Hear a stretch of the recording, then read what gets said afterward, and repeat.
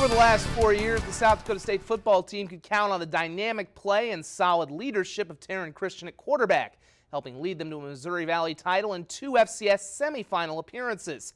The expectations are still high as ever, but the question is who will fill his shoes and take over under center. We start getting the answer tonight in the spring football game at the S-Jack. Jacks had a great game on the ground, which is going to be no shock. They, of course, have Pierre Strong and this guy, Mikey Daniel, who plows into the end zone. Kurt Walding, the transfer from Arizona State, got the start, by the way. Jacks with the early touchdown. Then another one of the many running backs, Blair Mulholland, the Blair Mulholland Project, into the end zone. He had 27 yards on 10 carries. Moving ahead to the second half, here's redshirt freshman QB Matt Connors. He really did impress in this game. Nice throw to Michael Wanmaker for a 27-yard gain. Connors 8 of 12 for 108 yards and scrambled for a score. Not to be outdone, Jabor Gibbs. We've heard a lot about this guy since they redshirted him last year. That to Jake Honorud for a 55-yard touchdown. Gibbs threw for 148 yards in the game. And toward the end of the game, it's Daniel one more time. This is going to be a ground and pound team next year, big time. He rushed for 22 yards. Final score really doesn't matter. Offense topped the defense 48-36. For those quarterbacks, it's all about the competition heading into fall ball. It was a good experience for me. Definitely something new, coming into a spot that I don't really know much about. Never really knew much about South Dakota State as a school, so it's been a learning curve, but an awesome experience. And you want to talk about awesome experiences? Their opening game is still about 5 months away, but it'll be at the University of Minnesota on a Thursday night. Time to be announced. Obviously, an evening kickoff. We'll find out who the Jacks start under center. Plenty more time to figure that one out, though, in fall ball. The quarterback of the Minnesota Vikings, Kirk Cousins, was also in Brookings today and later came to Sioux Falls to speak at FCA-sponsored events about faith and football.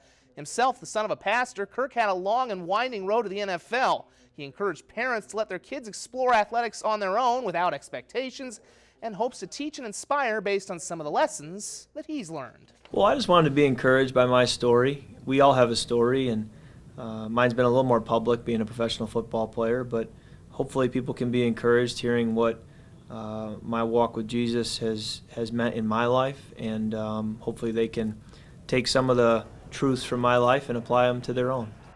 We'll get Cousins' thoughts on what the Vikings need to do to improve tomorrow in sports on KDLT News at 5 and 10. For the second straight evening, it's a busy night on the ice as the Sioux Falls Stampede and Aberdeen Wings resume a weekend rife with playoff drama. It's Game 2 for the Wings Robertson Cup playoff series with Austin, while the Herd close out the regular season against Des Moines, looking to lock up the number 2 seed in the Western Conference playoffs and a bye if they can get some help against Waterloo, and they didn't waste any time. Carl Berglund to Cade Borchard about a minute in. That's his 13th of the year, and the Herd lead it 1-0. 10 minutes later, Brian Chambers finds Andre Lee right on the doorstep for the easy money. He lights the lamp for his 20th of the season, and it's 2-0. Second straight night, they get a good performance from Jackson Stauber, who may have to be the goalie long-term, depending on how bad Alec Cavalruso's hurt. He had 16 saves and pitched the shutout, 2-0 after one. Second period, look at the pileup in front of the Des Moines net, and eventually Max Crozier is going to put this thing in as the Herd take a 3-0 lead, and they were just getting warmed up in what would be a wild second period. They'd add 2 more goals, this one coming from Sam Stevens.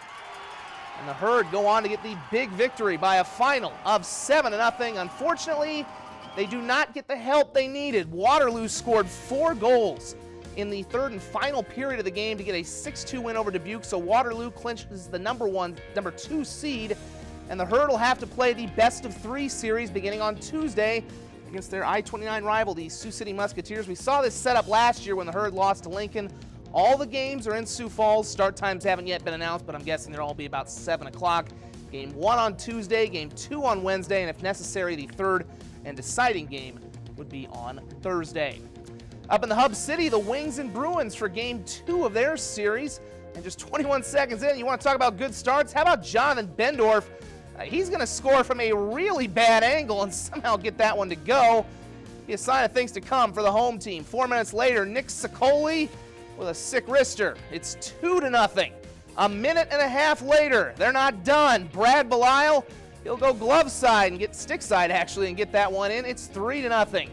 They waited about 10 minutes to score their next goal, but you know what? 4 in a period ain't too bad. Great passing ends up in a Stepan Picorni goal in front of the doorstep as Aberdeen just crunches Austin in this one by a final of 6-2. They now take a 2-games-to-none lead in the series. They can close things out on Friday night when they play Game 3 in Austin.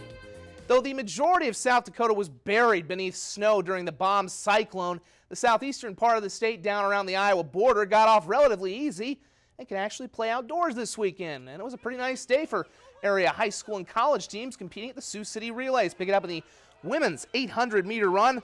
Augustana's Carly Ron finishes first in a time of 2:15.71.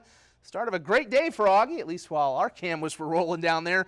Women's 100-meter hurdles, great finish here. Augie's Celine Diekman just edging Northwestern's Mackenzie Kuhn, 14.83 seconds to 14.94. Moving to the men's 110-meter hurdles, another Augustana winner, Paul Maloche, taken first with a time of 14.76 seconds, despite knocking over that hurdle. And finally, in the 100-meter dash, a familiar name to local fans around here, Augustana's Callie DeWitt, winning it with a mark of 13.76 seconds. Elsewhere, the Jackrabbit baseball team had to go all the way to Omaha to play their doubleheader with North Dakota State. It was supposed to be a home series. They end up with a split, taking the first game, but falling in game number 2. Bizarre story here. UND actually did play at home, but the series was supposed to be in Grand Forks, so they were the road team. Either way, they got the sweep, and they're really doing good in the Summit League finale of that series tomorrow. Augustana baseball had to go all the way to Boone, which who knew they had a baseball field down there. 5-1 the final there. And the NSIC tennis tournament, Augustana and Sioux Falls advanced to tomorrow's semifinals. Finally, the Twins and Tigers kicking off their shortened series after yesterday's snow out. In the first inning, nothing shortened about this. Jorge Polanco with a diving stab to rob Miguel Cabrera. Were scoreless after one. Bottom of third, Twins were down 2-0 when the comeback begins. Byron Buxton with a base knock that'll score Jonathan Scope to make it 2-1. Twins would tie it and score 2 more in the inning. They go on to get the victory by a final of 4-3 as Eddie Rosario had the go-ahead hit right there, 2-run single. Also at the Masters, Francesco Molinari has the lead, but Tiger Woods is lurking. We're back in 1 moment.